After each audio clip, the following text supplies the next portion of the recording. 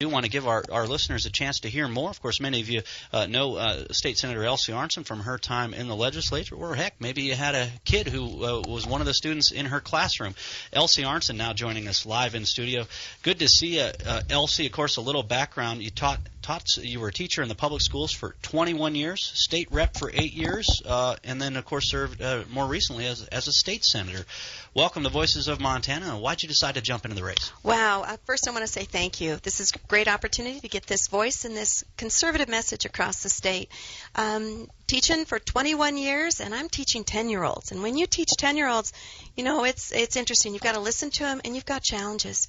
So, and also working in the legislature like I have, it's about listening to your constituents. It's finding positive solutions to very difficult situations.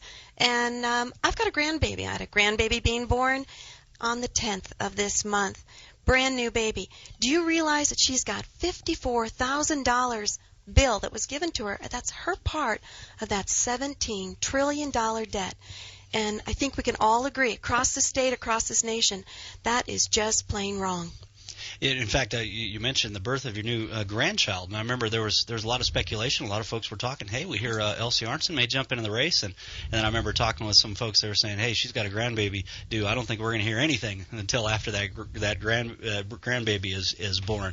So it's good to have you here. What separates you? You know, one of the things about this U.S. House race on the Republican side is that there's at least 5 or 6 candidates right now. I know Brad Johnson, former Secretary of State, just announced just last night that he is going to actually run for the Public Service Commission, so he's not running for this U.S. House seat.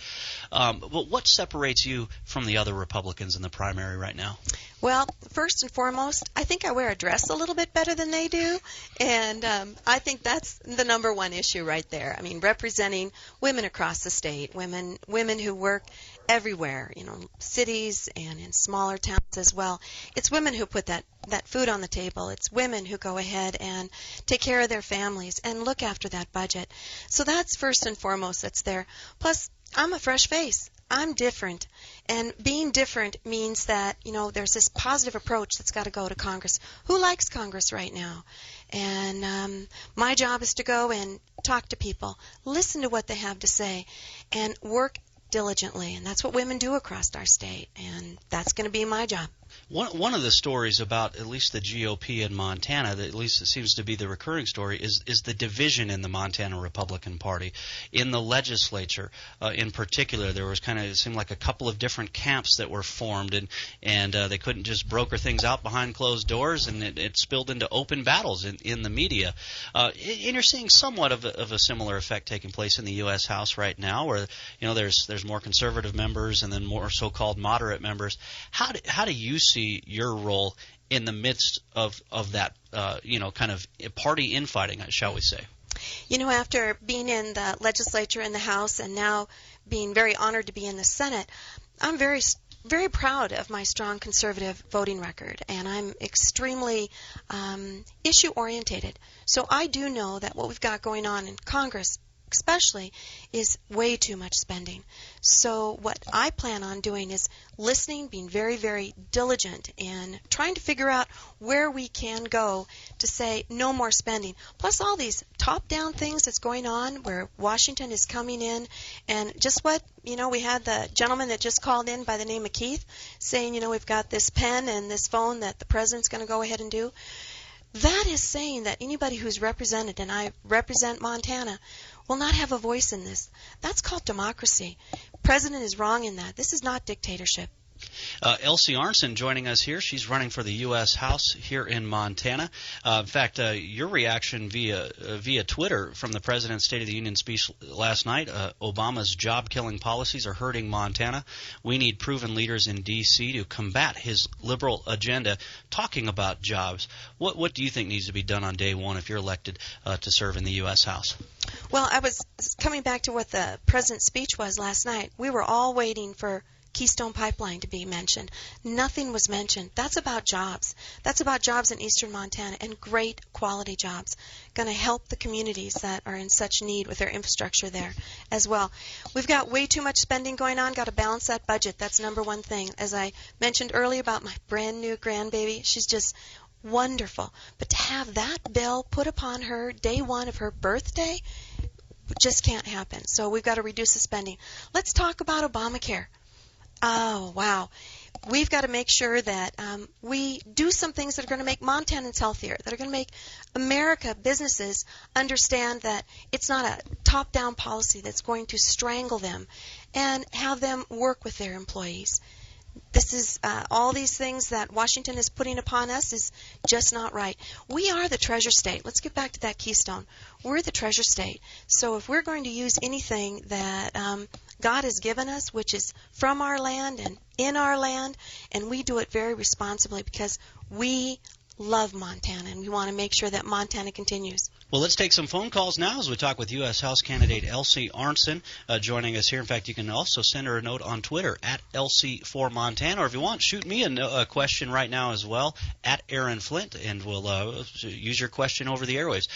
We've got Clarice in Whitefish on line 3 listening to KJJR. Go ahead, Clarice. Hi there. I was just wondering, as a public school teacher, do you support school choice? All right, thanks, Clarice. Yeah, in fact, public school teacher, 21 years. A lot of people, they wouldn't think that somebody with that background would typically be conservative, even though there are a lot of conservative school teachers out there. Clarice, I sure appreciate that question. The number one thing on this is I am strictly for kids, and when it comes to school and education, it's all about opportunities. So I do believe that we need to give kids as many opportunities as possible. That opportunity is public school. That opportunity is private school. That opportunity is charter school, which we don't have yet in the state. But that opportunity is homeschool. And it has to be focused on the success for kids and their future. So, Clarice, I believe that we need to give as many opportunities to kids as possible across our state. So whether that's vouchers or tax credits. You bet. All, you bet. All the above, it sounds like. Okay, when it comes to school choice. All right. Clarice, thanks for your call. We've got, is it Corbett in Bozeman on line 1 listening to KMMS. Corbett, go ahead. On what issues do you think you can work with the Obama administration and the Democratic leadership? Yeah, well, yeah, good question. Because you talked about combating his liberal agenda. Are there some issues where you can work with him? Good question, Corbett. Yeah, I do believe. Corbett, thanks for that. I'm going to come back to that Keystone Pipeline. Like I said, we were just waiting to have something come forward with that. I think, working with this Montana delegation that we've currently got and will in the future, I think I'm going to be a key component in that very determined, positive voice to go ahead and see if we can get any more of that resource development that we need here in our state. But I also know that when it comes to anything with jobs, putting that forward, I know that I can be there in that positive voice. But thanks, Corbett. Let's take more phone calls, 866-627-5483, as we talk with Elsie Arntzen, candidate for the U.S. House here in Montana. Doug is in Missoula on line 2, listening to KMPT. Doug, thanks for your call. Hi. I was just curious, you guys were mentioning the Keystone Pipeline. Why didn't Obama mention the Keystone Pipeline last night in his speech? I could give my reason, but of course you're the candidate. That's the question for you. Go ahead, Elsie Arntzen. I know. Doug, thank you. I do believe that this administration and the EPA, they have a war on the West right now, and they're being led by people from the East Coast. They're not understanding our traditional way of life here in Montana, and I think that's another voice that I've got coming out of eastern Montana that we can positively push that. But the greatest thing that happened in that speech yesterday was when we had a standing ovation for that ranger, and that just epitomized every single thing that we do here in Montana. We have a very large contingent of people that have elected to go and fight for our country. Heck, I just got to go to my dentist's office, and the hygienist there, she's got 2 sons who are Army Rangers. I mean, the service is all around us. It's incredible, that's for sure. Elsie Arntzen joining us here on Voices of Montana, state senator from Billings. In fact, spent her whole life, born and raised in Billings, and now running for the U.S. House.